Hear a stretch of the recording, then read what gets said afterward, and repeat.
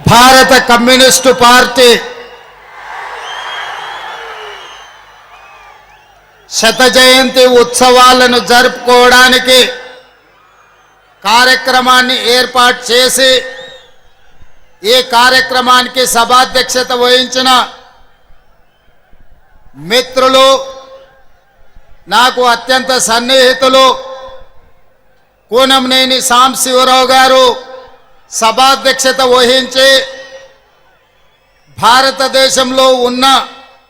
ఉద్దండులైన communist నాయకులనే కాకుండా దాదాపుగా 40 దేశాలకు సంబంధించిన కమ్యూనిస్టు నాయకత్వాన్ని ఆహ్వానించి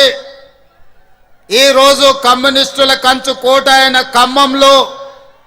వేలాది మంది కమ్యూనిస్టు ఎర్రజెండా సోదరుల సమక్షంలో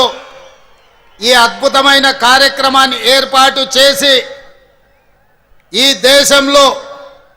మతతత్వ శక్తులకు వ్యతిరేకంగా ఎర్ర జెండా నిటారుగా నిలబడి కొట్లాడుతుంది అని ఈ ఖమ్మం గడ్డ మీద నుంచి నినదించినందుకు మనస్ఫూర్తిగా కామ్రేడ్ సోదరులను నేను అభినందిస్తున్నా. 1925 డిసెంబర్ ఉత్తరప్రదేశ్ కాన్పూర్లో ప్రారంభించిన కమ్యూనిస్టు పార్టీ 100 సంవత్సరాలు పూర్తి చేసుకొని ఈ ఖమ్మం గడ్డ మీద ఈరోజు ఉత్సవాలు జరుపుకుంటూ రాబోయే 100 సంవత్సరాలు పేద ప్రజల కోసం, ఆదివాసీల కోసం, గిరిజనుల కోసం, తండాలలో, గూడాలలో, మారుమూల పల్లెల్లో అత్యంత నిరుపేదలైన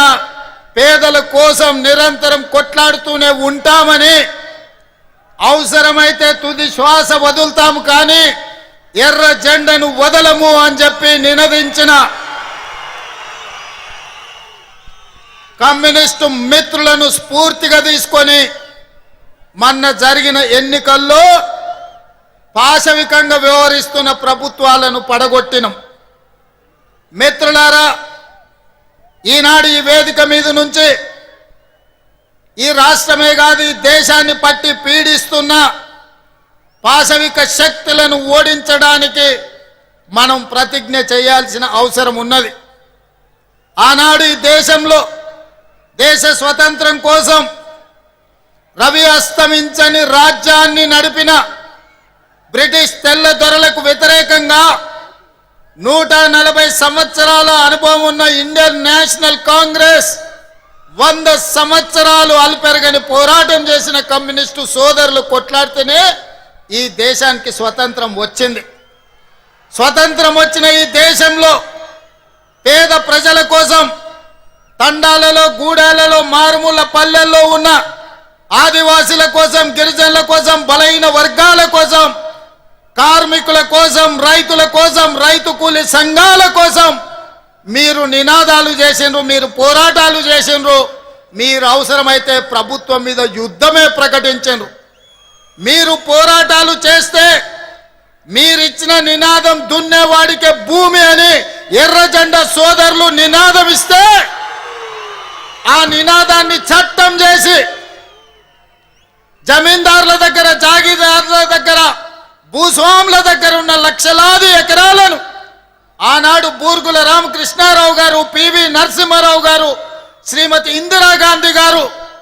అగ్రికల్చర్ సీలింగ్ యాక్ట్ తీసుకొచ్చి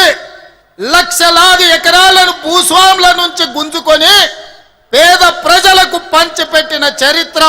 కాంగ్రెస్ పార్టీది. అదేవిధంగా రైతు కూలీలు వ్యక్తి చాకిరీ చేస్తుంటే, దొరల గడీల దగ్గర బానిసలుగా బతుకుతుంటే, వాళ్ళ హక్కుల కోసం వాళ్ళ రక్తాన్ని చెమటగా మార్చి గడీలలో గుమ్మీలు నింపుతుంటే రైతు కూలీ చట్టాలు ఉండాలి,